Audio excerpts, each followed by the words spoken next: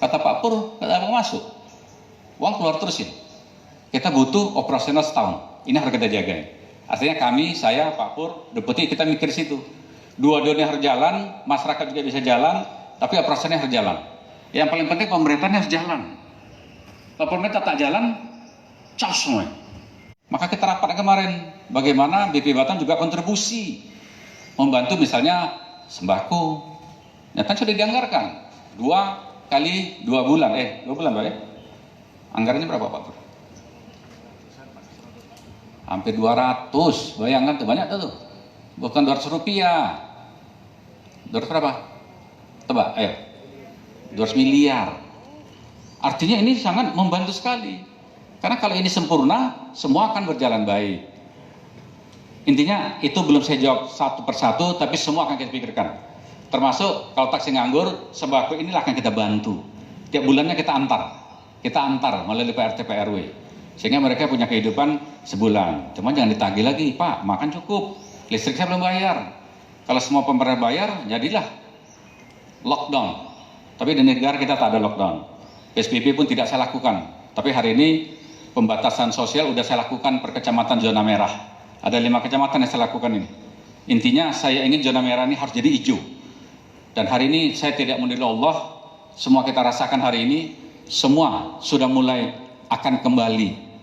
Sebenarnya titik apa? Titik tertinggi itu, kulminasi atau titik tertingginya itu, ini sudah hampir sampai.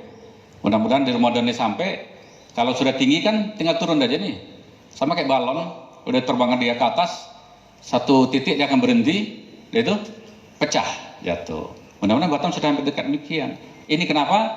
Karena kerja kita sama semua ini. Sekarang tak ada lagi Pemkot, tak ada BP Batam, semua sama ini. Tujuan kita bagaimana semua operasional Kota Batam kita clearkan betul-betul. Taksi dapat nanti, porter dapat, semua dikasih. Ya mudah-mudahan berjalan baiklah. Secara intinya umumnya itulah ya. Ada yang kurang? Tarif, Pak.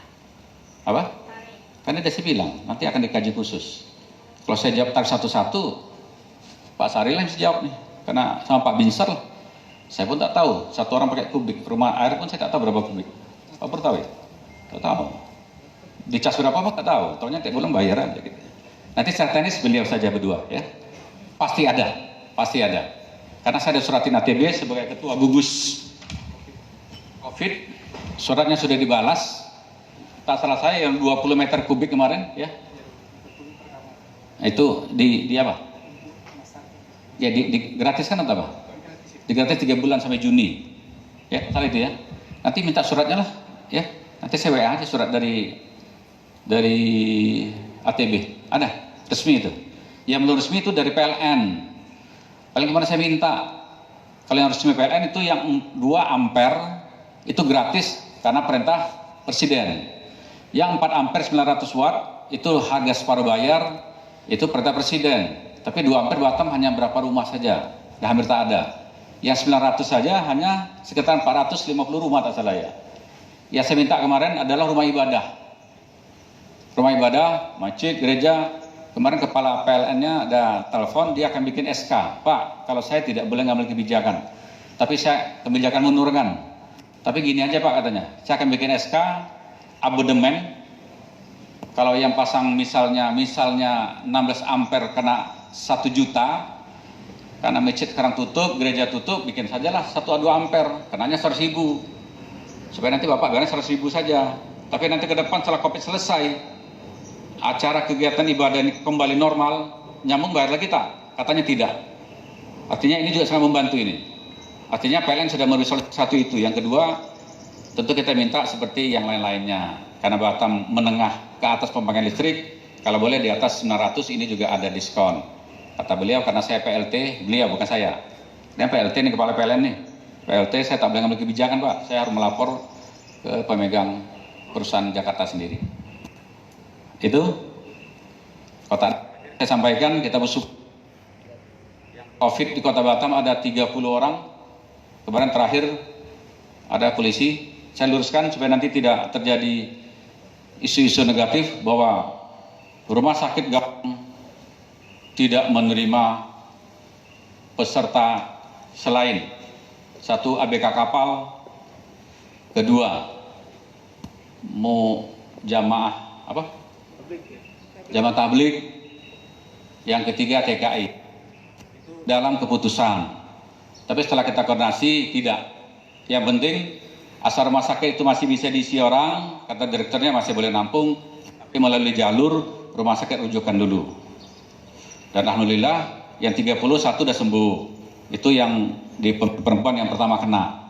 Dan hari ini tadi pagi saya di SMS lagi, ada 2 lagi yang sembuh. Dan ada berapa orang lagi, rupanya ini dia harus 2 kali 14 Pak Pur. Tak boleh 1 kali 14. Dia harus 2 kali swab. Dia harus 2 kali swab. Swab pertama kena, dia di karantina, dia diobati. Nanti setelah 2 minggu atau berapa seminggu, di swab lagi. Kalau dia ternyata negatif, dia tak boleh langsung pulang. Dia akan ditunggu lagi, swab sekali lagi. Yang ini sudah ada berapa orang lagi. Sudah menuju non-reaktif, tapi masih harus tunggu sekali lagi. Tapi yang 2 ini sudah, berarti Batam sudah ada 3 orang yang sembuh dari COVID ini sendiri. Artinya, saya minta adik-adik, kalian bantu saya, tulislah di media itu, tulislah di media, jangan kita takut dengan COVID, tapi kita jaga agar social distancing ini kita jaga. Kalau kita takut, maka ini tidak akan selesai. Tapi kalau kita semangat bahwa ini akan selesai, maka kita jaga seluruh protokol kesehatan, saya yakin Allah mengizinkan bulan puasa ini semua akan lebih cepat selesai. Karena kata Pak Saril kemarin, perkiraan orang itu Juni, titik nadinya sudah berhenti total dia. Itu langsung jatuh tapai. Jatuh tapai tahu tak? Bahasa Melayu jatuh tapai, jatuh dia berserakan. Nah, jadi nanti virus corona kita berharap udah sampai ke atas, jatuhnya jatuh, wah, dipijak sama Pak Sarif sama Pak Pur, matilah dia. Selamatlah Kota Batam dari virus corona. Amin. Saya kira itu aja. Terima kasih. Zuhur silakan, masing-masing di sini boleh, jemur boleh, di ruangan AC dikurangi saja. Demikian, terima kasih. Wassalamualaikum warahmatullahi wabarakatuh.